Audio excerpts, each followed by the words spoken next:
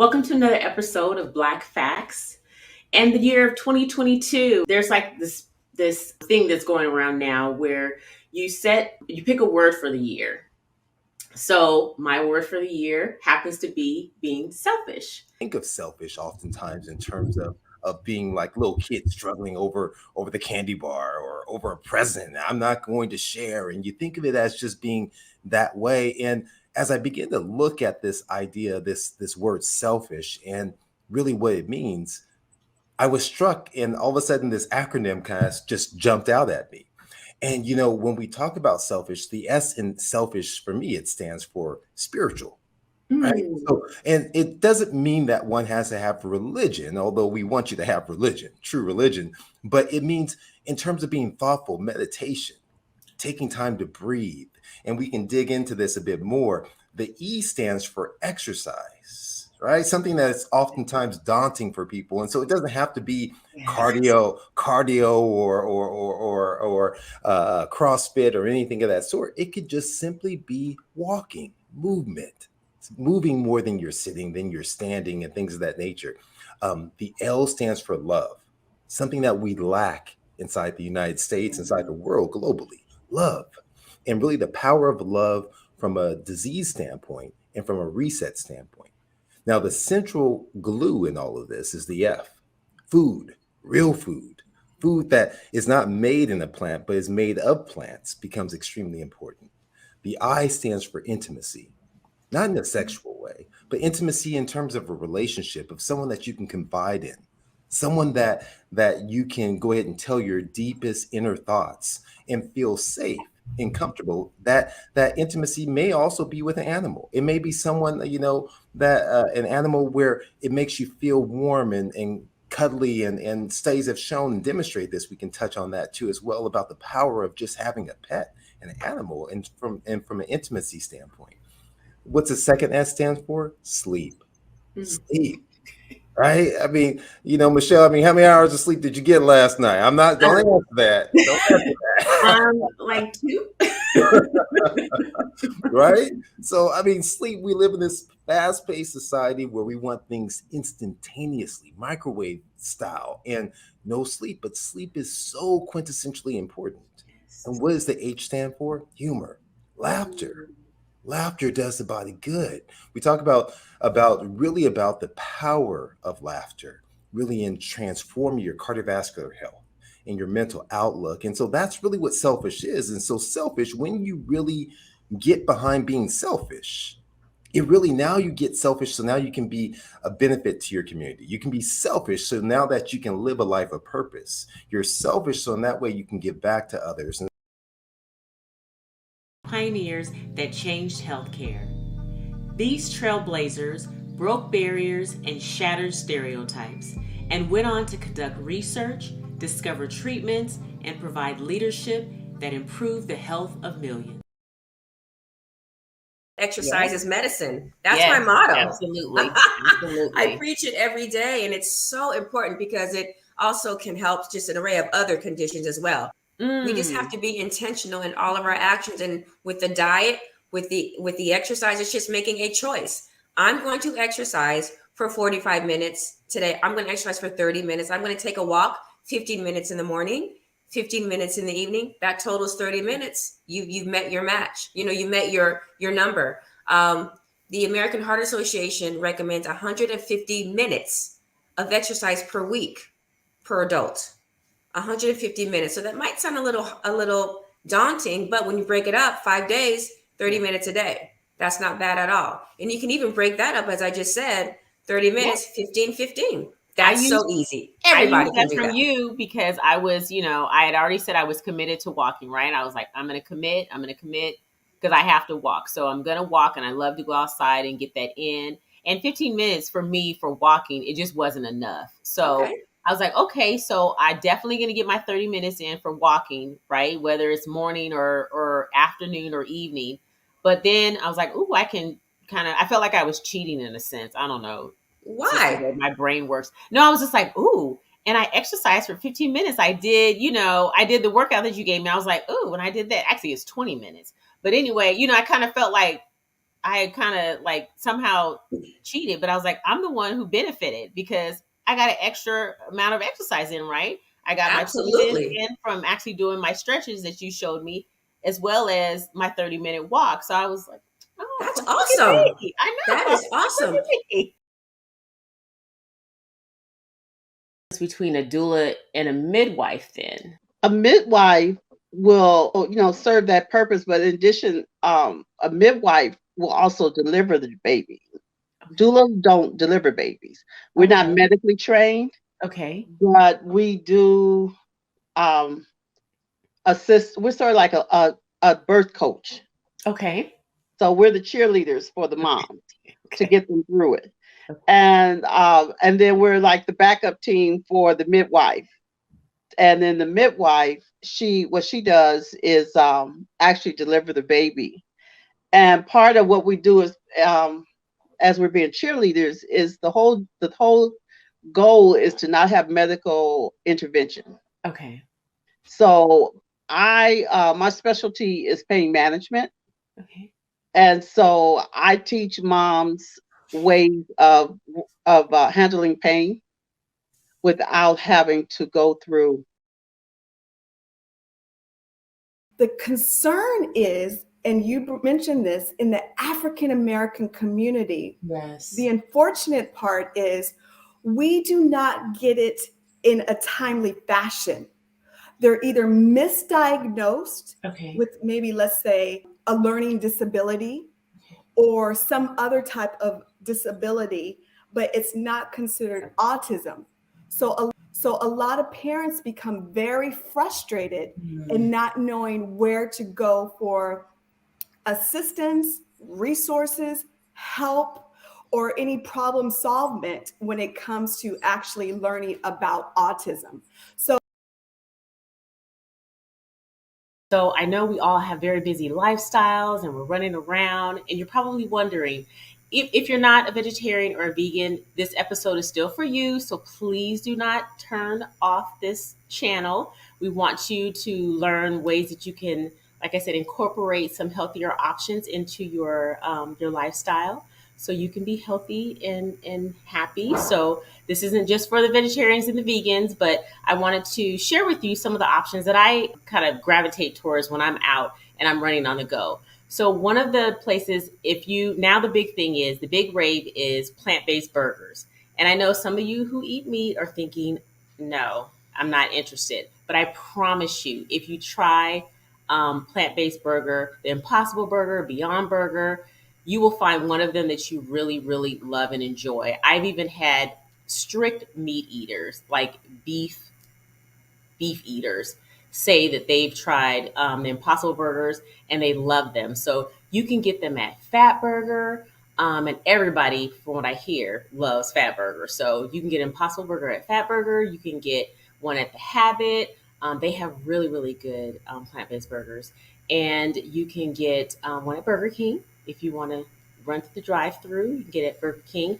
And then also, trying to think, there's one more place that I've gone to. Oh, Monty's Burger. It's not a popular, fast food chain, but there are several of them throughout California, Southern California. So if you happen to be in Southern California, I would encourage you to go to Monty's Burger. Next question, coming from someone who suffers from anxiety, what are some other alternatives to help manage my anxiety without it feeling too overwhelming? I'd say adopt some deep breathing techniques to help calm yourself down and to slow your heart rate. What people don't realize is we get so busy within our day and we become overwhelmed because of all the things that we have to do, deadlines we have to meet, and we really don't breathe. We really don't take good, cleansing, deep breaths. So I would suggest that if you're feeling anxious, take some really deep breaths. And also, I would encourage you to repeat an affirmation. If you have a positive affirmation that makes you feel happy, repeat that. Like, for example, I'm doing my best. Today, I'm doing my best. That's all you have to say over and over again. I am doing my best. So that's what I would encourage you to do to help if you suffer from anxiety. Do some of those things. Take deep breaths and repeat a positive affirmation that you like. So the next, being Black is bad for your health. I don't know how you feel about that. I know it kind of makes me feel a certain kind of way when I hear that term. So let's kind of get into it. Dr. Mercier, can you please tell us, why is racism a public health crisis? It's taken a long time for us to get to that point of being able to say it and acknowledge that racism is a public health crisis. What we have known and we've seen over the past, decades or so, that there are health inequities and health inequalities that exist. And what we've come to learn and understand about these inequities and inequalities is that they are tied to social experiences. And one very important social experience is how we identify ourselves by race. And so looking at our data, looking at disparities, persons of color are more likely to have these negative health outcomes. And the question is why?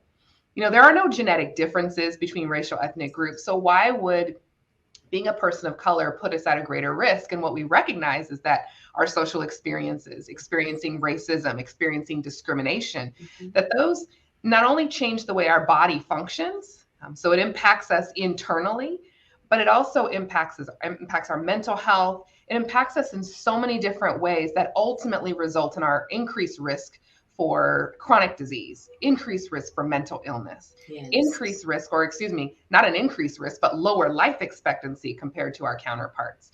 And so we're at a point now where everybody sees it, everybody knows it. It shouldn't be the elephant in the room. We should have good dialogue and important conversation, recognizing that racism in and of itself is a public health crisis, not just the chronic disease outcome as the crisis. Let's look down at more upstream at the experience that leads to the downstream outcome of increased risk of chronic disease. Our next one is E, and that's eating real food made by plants. What does T stand for? T stands for therapy. So we had our therapist on, Dr. Ricardo White, and he said this quote that really stuck with me. And actually, I had a couple of you viewers mention that it stuck with you as well. He said, therapy, understand that the whole point of therapy is connection and growth. Ask yourself, am I growing? If not, do not be afraid to seek another therapist or other therapy options.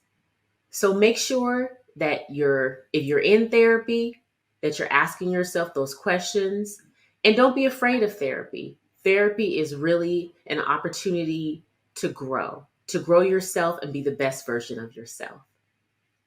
A, this one I love, is ask for help. Why should men care about their reproductive health other than trying to have children?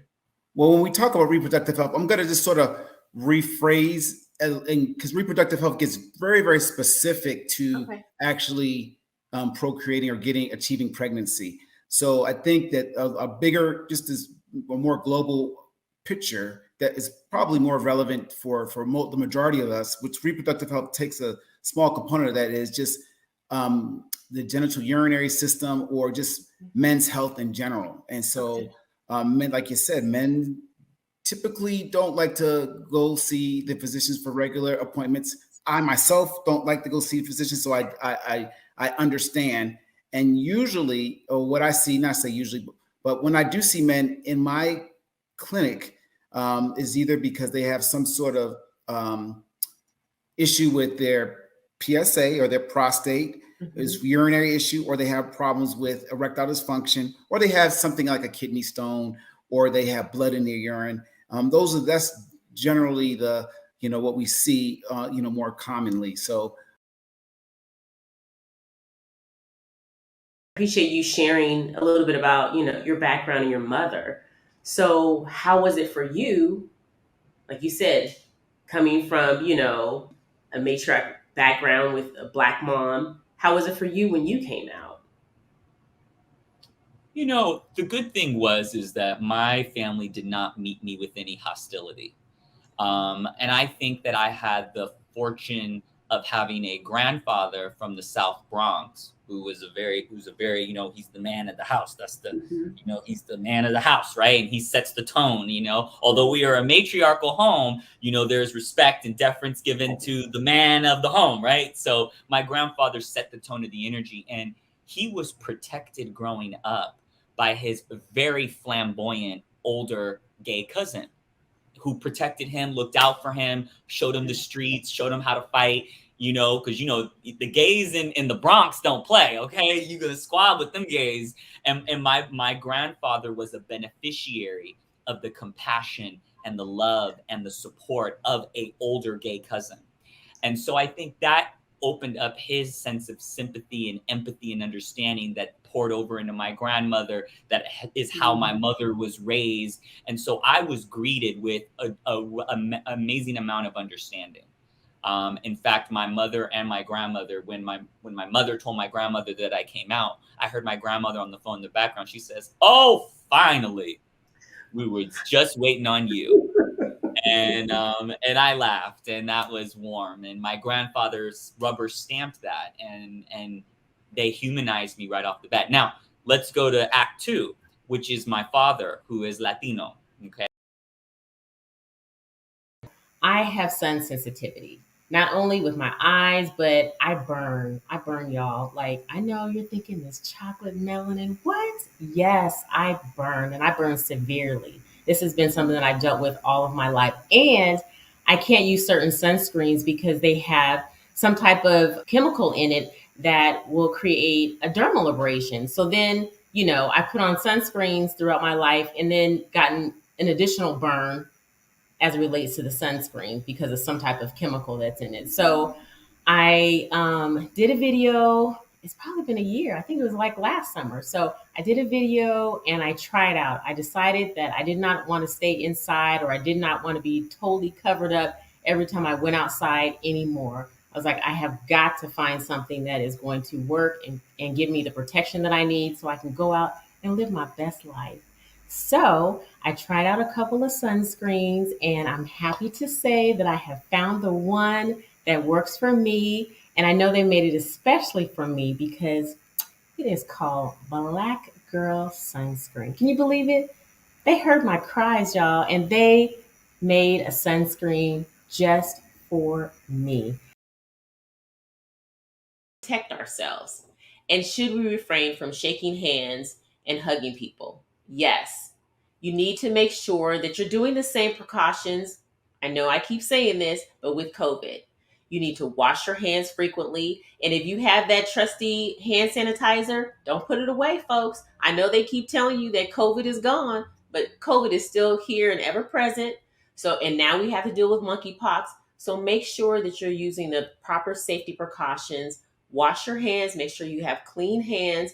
Make sure that, you know, if you're not around some water, that you keep your trusty hand sanitizer readily available so that you can make sure to clean your hands if you're touching surfaces, if you're touching linens and different things, because you can get it from not just contacting human contact, but you can get it from touching other items. The virus is live and it lives on bedding and different things. So if somebody has the active virus, if they touch something, you can get it from the fluids and stuff that they've, you know, that the blisters have exposed onto linen, clothing. So we really, really, really want to make sure that we're staying safe and that we're being careful. And also the Center for Disease Control recommends that you limit your sex partners because, again, it can be transmitted through fluids, you know, with the blistering, open sores, getting on you, the fluids from, you know, bodily fluids. So just make sure that you're being safe and that you're using the proper safety precautions to keep yourself safe and prevent yourself from getting the virus. I want to ask you, what are some things we can do to normalize getting help so people don't feel so isolated and alone and feel like there really is no help for me? So, you know, there's no point in me moving on. Well, there's a couple of things we can do. And I think the first thing we need to do is talk openly about mental health. Again, like you said, there's always been the stigma, especially in the African-American community, that we don't go and get therapists. We don't do that. We pray about everything, but we need to, as you say, normalize it and have the conversation. And because in the African American community, we really rely on the faith-based church, religious institution, so to speak. I think one of the change that's happening right now is not only myself and some of the other providers in the communities are starting to work with the church now, starting to change the narrative to say, look, yes, it's great to pray, Yes. but letting the congregation, letting their body of folks know that it's okay to seek Yes. help. Yes. Even if they don't seek help outside the church needs to bring it within, Yes. right? So Yes. that's something that we need to do, right? Like I said, to normalize it. Another thing that we need to do to normalize it again is when we're talking about social media, when we're talking about marketing, make sure that we have, marketing material that look like us, right? Yes. So that we can say, oh, okay, I'm not in this, Right. I'm not in this alone. Right. Right. So those are some of the things we can do. Educate ourselves about suicide and mental illness. And again, be conscious of the language, because as you said, we hear the terms crazy, Yes. retarded, Yes. so we need to Yes. definitely, like I said, when we talk about changing the narrative, it's several things we need to do. We need to change that language. We need to educate ourselves. We need to talk openly about it. Again, we need to show compassion and be honest about, our treatment and what we're going through. I don't know if you came from the same household that I did, where you grew up. What happens in this house stays in this house, right? We don't talk about what's going on outside. So we need to start having those conversations, outside of the house. But again, Yes. being non-judgmental and hoping that, again, if we talk to somebody, that they will hold that in confidence and help us with the resources, as opposed to using those terms, crazy, retarded, those things that are helping to perpetuate that stigma. Yes. Fourth, keep your doctor up to date on everything. Everything. So, for example, if you've been diagnosed with, let's say, hypertension, and you're consistently taking your medications or not, or say you're having side effects to the medications that were prescribed, you have to let your doctor know these things. You have to make sure to keep them informed and up to date. And even if you're not doing what you were prescribed to do at your last visit, do not, I beg of you, do not be dishonest about how you've been taking care of yourself. Be honest. If you have not been taking your medications, if you didn't even go to the pharmacy and pick up the prescription, be honest and tell your provider that, or if you've been taking it intermittently. So say you were really good the first couple of weeks, and then you kind of, you would forget, and you would take it, maybe on a Monday, and then not take it again until Thursday. You have to share those things with your provider. They're not going to judge you. They're not going to chastise you. They need to know these things so then they can say, okay, well, maybe we need to help you figure out ways that you can effectively take your medications. Or maybe if you're experiencing side effects from the medications that were prescribed, they can give you a different medication that will go better with your system. So make sure you're telling your provider everything and you're not withholding or not giving them misinformation, because they cannot help you maintain good health if you're giving them bad information or not giving them any information at all. Osteoporosis is a disease that thins and weakens the bones. So it's as simple as that. It thins and weakens the bones. And your bones become fragile and brittle, and then they break. So, for example, I know most of you have heard an elderly person has fallen and they usually fracture, their hip or break their hip. And then unfortunately, they don't really heal very well. And if they encounter another fall, it renders them immobile. So we don't want that to happen, right? We don't want to end up having brittle and fragile bones. So Can you explain fad diets like keto and why they're not sustainable? Fad diet. So a fad diet is a diet, a plan that makes weight loss look really easy and require no effort, no exercise. And so they tend to promise fast weight loss and in a short amount of time. So when assessing if something that you're being presented with is a fad diet, you can ask yourself, does this diet last a short time, 2 weeks to 6 months?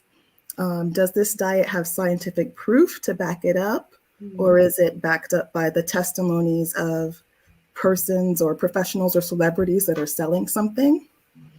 Does it guarantee weight loss without cutting calories or increasing exercise? Does it offer health benefits that just seem way too good to be true? Do they have really strict rules about food combinations or completely get rid of different types of foods in the diet? Is there a specific brand that they're selling as far as a snack bar or drink or supplement that goes along with this? Is the diet based on powders and supplements instead of real food? All of those things really tend to really help you to see that, okay, this is a fad. So do fads work? In most cases, they do, because they're cutting calories way down. And when you do that, of course, you're going to lose weight. And the weight that you lose, unfortunately, is not the weight that you want to lose. It's not the fat, but it's the water weight. So are they safe to do? I would probably say no if you have a health problem. And if you talk to your doctor about weight loss goals, no. Some fad diets can really be harmful if people are taking certain medications. It can be harmful if there are underlying problems like heart disease or blood pressure or diabetes. And it can be unsafe for other reasons. For example, fad dieters tend to lose the weight quickly, but gain it back just as quickly and tend to gain more than they lost, and then end up in this yo-yo kind of pattern that isn't good. And then fad diets, they do restrict calories heavily. And so we might find that people are getting too few nutrients, and they're not getting all of the vitamins and minerals that we need. So the keto diet is a fad diet, yes. It originally developed as a way to treat severe epilepsy in children and kids under medical condition, under medical supervision. But now it's become this mainstream low-carb tool for weight loss. And so in essence, what happens in the ketogenic diet is that it's very low carbohydrate and very high in fat, which puts the body in this state of ketosis, meaning that you're burning fat instead of glucose, which the body normally uses for fuel. And so in essence, you're in this kind of pseudo-fasting state constantly. And so while the carbohydrates are very low and limited in this diet, the protein is kept high enough to maintain lean body mass. And the protein sources are really likely those that are animal-based. So what we find is that it's the latest trend. It's popular because it works, but it's really short-termed in focus and not prioritizing long-term health benefits. Because our ketogenic diets or low carbohydrate diets are associated with higher all-cause mortality or death rates. Oh, wow. And the high animal-based diet, low-carb diet, is linked to higher risk of cardiovascular deaths versus those that favor plant-derived food sources, including proteins, carbohydrates, and fats. So rather than really wanting to take off in 2 weeks all that we've accumulated over the years, I would much prefer that persons speak to their medical provider, speak to their registered dietitian, and work on prioritizing health overall and setting some long-term goals and lifestyle habits in place that will help to get you to the goal that you're working towards.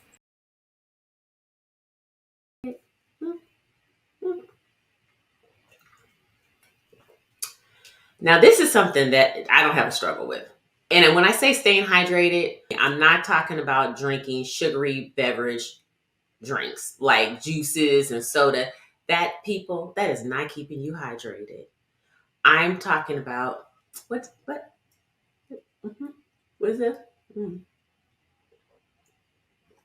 Water. I'm very good at getting my water intake.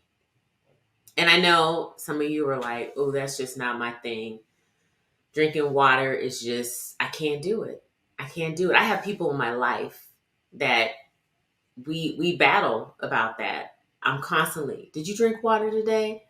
Could you drink some water today? What? I need you to drink some water today. And they say, I just don't enjoy drinking water. It has no taste. I'm not motivated. I may be able to get 1 cup down, but then I can't get any more down because it's just bland. So what I do is I've been doing this for years. I love to put lemons in my water. And I know some people aren't, you're not like that type of person. You like more savory stuff. Add healthy things to your water, whatever is going to encourage and motivate you to drink more water. Like I said, any fruits, any like I said, mint. Mint is really nice to put in your water. So if you can add those little things that have a touch of flavor to your water that will encourage and motivate you to drink more water, I say do it. Do what you have to do. So, and you're probably wondering, well, why is it so important to keep making sure that we drink water? Because you have to stay hydrated. Your body needs to be hydrated because if you're dehydrated, your body's not going to function well. So one thing too that I've learned just recently, somebody introduced me to it, is apps. So if you have a challenge drinking water, there's so many apps out here nowadays. Somebody showed me this little app where it's like you're watering a plant. And so, you put it on, you put your little app on there, how much water you're supposed to drink per day. And then that little app, it shows your little plant growing. It grows. And then if you're feeling dehydrated, or if your app is saying that you're dehydrated because there's been so many hours in the day and you haven't logged in or shown that you drink any water, then it will show your little plant, and your little plant will start wilting, and it will kind of look sad. So that's a fun app to use. One I particularly like, and again, no one is sponsoring me for anything, but I particularly like, it's called the Water Minder. And the reason why I like this app is because it kind of shows a picture of a body. And then the more water you drink, your little body fills up with water. I don't know. I'm a visual person. So that one I like. I like the little plant one too, but I really like the water. You mentioned something about, getting checked out. So when is a good time to start getting gynecological checkups, and how often should we get them? So currently, let me go back a few years. So years and years ago, we used to do Pap smears, which is a cervical cancer screening tool. Okay, so this was in order to detect cervical cancer, but really more to detect precancerous changes on our cervix so that you can do something before it does get to cancer. So I don't know if you've heard the term sitting is the new smoking. I know you're thinking, well, what does that mean? Sitting for long periods of time can cause problems in your heart and blood vessels, increasing your risk of heart attack, stroke, cardiovascular disease, and clogged arteries. This is because movement helps keep your heart strong and helps to lower the cholesterol and blood sugar levels in your body. There are several benefits to walking. I'm going to go over them again. It improves circulation. It shores up your bones. You can enjoy a longer lifespan. It lightens your mood. It strengthens your muscles. It improves sleep. It improves your breath. And it slows down any mental decline. Come back and join me for another engaging episode so we can all know the facts. Take care, everyone, and be safe out there.